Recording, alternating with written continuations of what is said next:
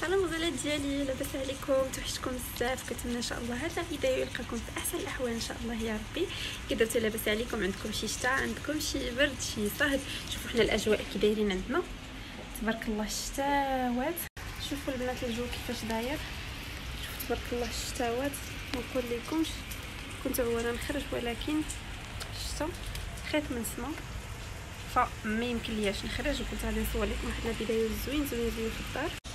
الجو عندنا بارد وما يمكنليش نخرج، فقلت علاش لا ما نصور لكم شي واحد الفيديو ديال واحد الكيكه سهله مهله بدون زيت بدون دقيق بدون بيض، او كتوجد في واحد الوقت دغيا يعني نقول لكم 20 دقيقه 15 دقيقه على حسب الكميه اللي غادي ديروا. فخليكم على المقادير. غادي نقول لكم اللي باقا ما اشتركتش في القناه ديالي تمشي دابا تشترك في القناه وتضغط على زر ديال الجرس باش اي جديد حتى يوصلكم. كذلك الصفحه ديال الانستغرام غادي نخليها لكم هنايا باش تمشيو تتابعوني فيها، واللينك ديالها غادي نخليه في الخانه ديال الوصف. ما تنساونيش كذلك من لايك ولي كومونتير الزوينين ديالكم. فكرتوني قلت لكم لا لايك وانا نتفكر. يلا ديروا البنات، انا غادي نستناكم هنايا حتى تهبطوا ديروا كاملين اللايك، وعاد غادي نرجع نكمل معكم الفيديو. يلا سير دغيا انا كنتسناكم. يلا واحد الزر ازرق تحت لا فيديو ديروا لي لايك ورجعوا باش نكملوا لا فيديو. كملتوا؟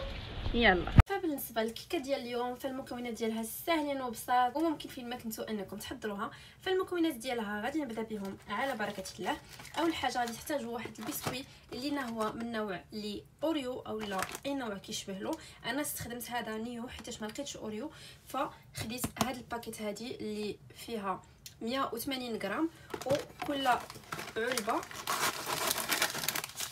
كيكونوا فيها 4 ديال لي باكيت بحال هكا. دونك انا خديت 3 ديال الباكيات بحال هكا، يعني واحد عندي هنايا 12 الباكيه 12 البسكوي ديال نيو، وكل باكيت فيه 4 ديال الحبات. دونك دابا غادي نخوي هاد لي باكيت كاملين، غادي نخويهم في واحد المول بحال هكا اللي غادي نخلط فيه ونكملوا المكونات.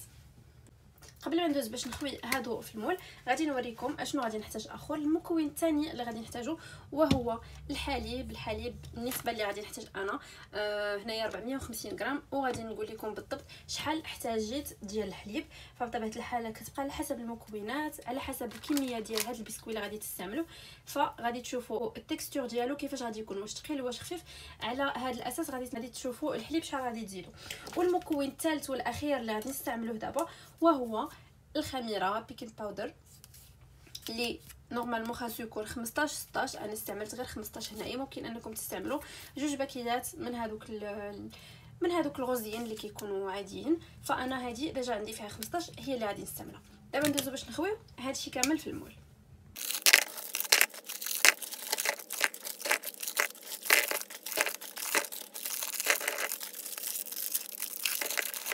هنا من بعد ما خويت كاع داك البسكوي في هذا المول هذا غادي نبدا كنهرسو، وكيف ما كتلاحظوا انا غادي نستعملوا بهاد الكريمه بكل شيء. فغادي نبدا نكسرو كامل حتى كيولي على الشكل اللي غادي تشوفوه في الاخير.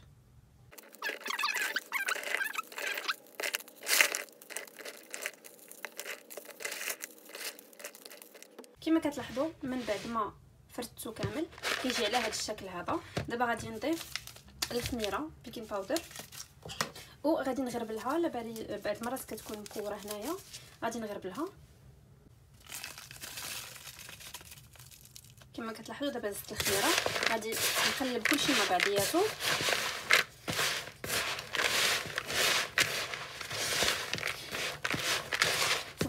في بعض لي كيك منين كيكون البسكوي ما فيهش الكريم بطبيعه الحال اولا الشكلاط، فكديروه في الخلاط وكتضربوه باش كيجي باودر.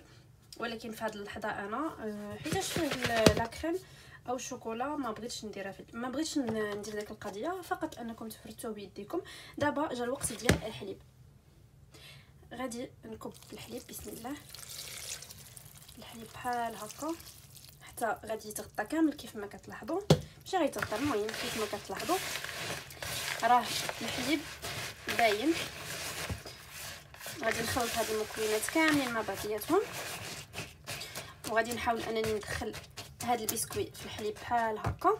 غادي نخليه دابا يرطب لواحد المده ديال 5 دقائق، وفي هذا الاثناء غادي ندوز باش نسخن الفران.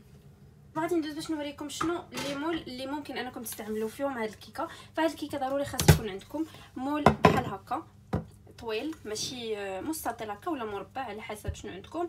ما خاصوش يكون دائري على حسب الشكل الاخير اللي غادي يتقدم به هذه الكيكه. ولكن كنفضل انه الا كان عندكم واحد المول بحال هذا اللي كيتحل ويتسد في الجناب ولكن يكون مربع او مستطيل، فمن الاحسن انكم تستخدموه. بطبيعه الحال ضروري خاصكم تدهنوه مزيان وديروا عليه الورق ديال الزبده وتطلعوه من الجناب باش ما يدخلش لكم داك السائل من هنايا من الجناب، حيتاش الكيكه ديالنا كتكون سائله. دونك دابا هذا هو المول اللي غادي نستخدم اليوم. غادي ندهنوا بالزبده ضروري، والجناب ضروري الجناب خاصكم تدهنوه مزيان بهذه الطريقه. دابا غادي نحيدوا المول من هنايا حيتاش ديجا وجدناه، وغادي نشوفوا الكيك واش رطب ولا مازال. فغادي تشدوا واحد الفوي بحال هكا وتبداو كتخلطوا بهذه الطريقه هذه.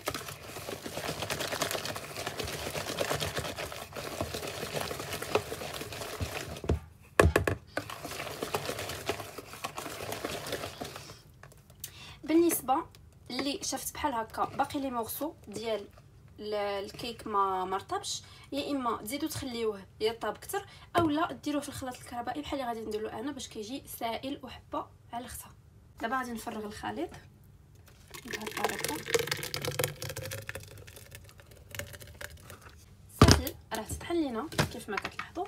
دابا غادي ندوز باش نكبو في المول بطبيعه الحال بلا ما نعاود نديرو في هذاك الزلافه اللي خلطت فيها ديريكتومون. غادي ندوز باش نكبو في المول. بسم الله. كيف ما كتلاحظوا انا ديجا دهنت المول، ودابا غادي نبدا بسم الله كنكبو فيه بهذه الطريقه. كيف ما كتلاحظوا ضروري خاصو يكون بحال هكا سائل. كما كتلاحظوا انا فرغت المول، غادي نديرلو بحال هكا باش كياخذ بلاصتو، وغادي ندخلو الفرن بطبيعه الحال مسخن على 180 درجه 170 درجه. غادي نشعل عليه من التحت ومن الفوق، غادي نحطو في الوسط وغادي نتسنى عليه واحد 15 دقيقه 20 دقيقه بحال هكاك على ما توجد ليا ورجع معكم. كما كتلاحظوا انا دابا راني خرجت الكيكه راها وجدات وخليتها حتى بردات. بطبيعه الحال ما برداتش 100% ولكن المهم انني ممكن انني نقيسها. فكيف ما كتلاحظوا راها ما لاصقاش من التحت. غادي نجيب شي حاجه فين غادي نقلبها باش ديك الساعه غادي نوريكم شنو غادي نصاوب بها.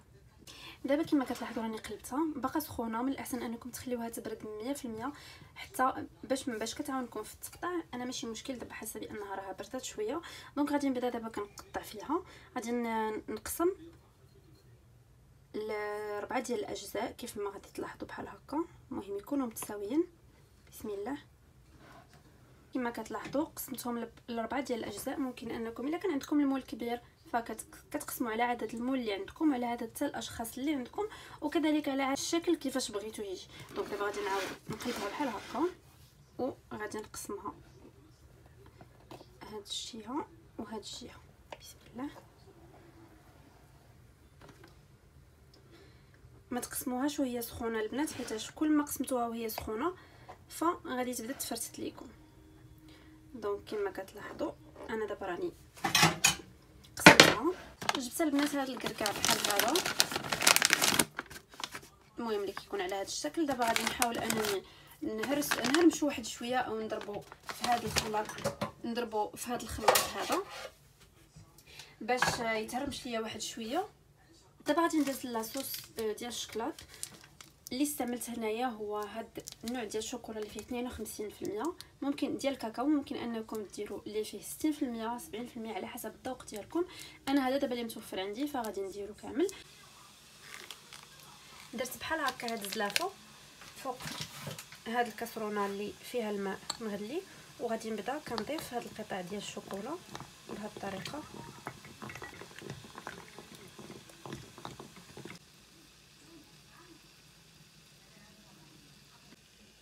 دابا غادي نضيف الزبده فوق هاد الشوكولا وغادي نبدا كنخلط مزيان، وغادي نخلط مزيان باش داك الزبده تذوب ليا مع الشوكولا مزيان. كما كتلاحظوا شوفوا الشوكولا كي كيجي دايب مزيان من بعد ما كنضيفوا له الزبده او الزيت، يعني على حسب شنو بغيتو. دابا غادي ندوز للتزيين. جبت هاد الحديده بحال هاديك، حديده ديال الفران او اي حديده عندكم هكا مشبكه، فين تقدروا انكم تحطوا الشوكولا، تحطوا الكيك ديالكم باش يستقطر فيها. دابا غادي ندوز باش نوريكم شنو غادي ندير لهاد المربعات ديال الكيك. بالنسبه ليا هذاك الكركاع اللي هرمشتو غادي نضيفو كامل، نضيفو كامل، وغادي نخلط هذاك الشوكولا مزيان باش هذوك اللوز ولا الكركاع ولا اي فاكهه زدتوها كتكون ديجا منغمسه مع الشكلاط صافي. ودابا غادي ندوز للتزيين. دابا غادي نجيب واحد جوج فرشيطات بحال هكا كما كتلاحظوا، غادي نقلب الكيك حيت انا بغيت هذا الشكل، هو هاد الجهه هي اللي تكون مقاده، وغادي نبدا كنكب عليها في الشوكولا بهذه الطريقه في الجناب وفي كل شيء حتى كتغطى مزيان.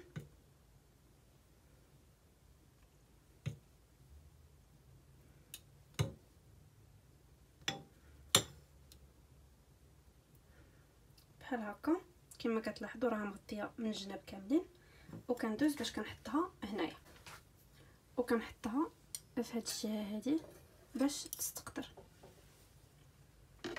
غادي نكمل الطريقه بحال هكا كما كتلاحظوا.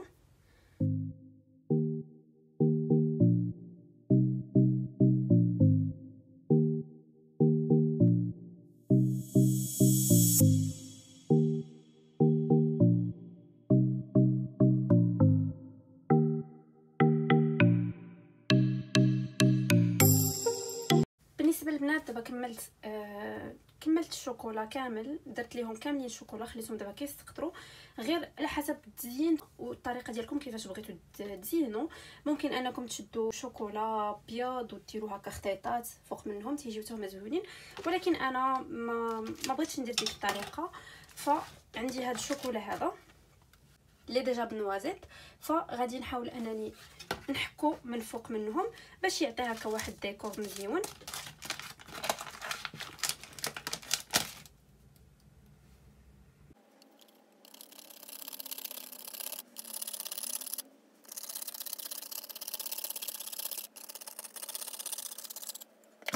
كما كتلاحظوا هادو درتهم بهاد الشوكولا هذا كيف ما كتلاحظوا، حكيتهم الفوق. انا صراحه غادي نكملهم كاملين بنفس الشوكولا، ما بغيتش ندير شي زواق اخر. كيبقى الاختيار لكم، الا بغيتو نتوما تنوعوا ولا تزوقوا ولا ديروا شي شكل اللي نتوما خاطركم هكاك باغي، او ممكن انكم في بلاصه ما تعذبوا ديروا الشوكولا ولا غير الكوك، ممكن انكم تدردروه من الفوق حتى هو كيجي شكل زوين. هذا هو الشكل النهائي ديال الكيك ديالنا. شوفوا كي كيجي. بغيتو تزوقوا وتخليوه هكا كامل كبير بلا ما تقطعوه، فمن الاحسن كيجي هكا مقطع، كيجي شيك وكيجي واحد الشكل اللي هو زويون. كنتمنى انكم تجربوا هاد الكيك اللي درتو، وتكتبوا لي في لي كومونتير ان شاء الله الاراء ديالكم. صراحه كيجي غزال ورائع جدا. وبالنسبه للكيك شوفوا كيفاش كيجي من الداخل كيجي رطب غزال وكيتقطع دغيا وكيجي هشيش. ضروري البنات خاصكم تجربوا هذا الكيك هذا. كنتمنى البنات الوصفه ديال اليوم تنال الاعجاب ديالكم وتجربوها وتخليوا لي في لي كومونتير الاراء زوينين ديالكم حيت فريمون هاميه. وبالنسبه للتزيين كيبقى على حسب الرغبه ديالكم نتوما وشنو كيفاش باغيين تزينوها. دابا غادي نقول لكم البنات تهلاو في راسكم وغادي نتوحشكم بزاف الى فيديو مقبل ان شاء الله. خليت لكم راحه، مع السلامه.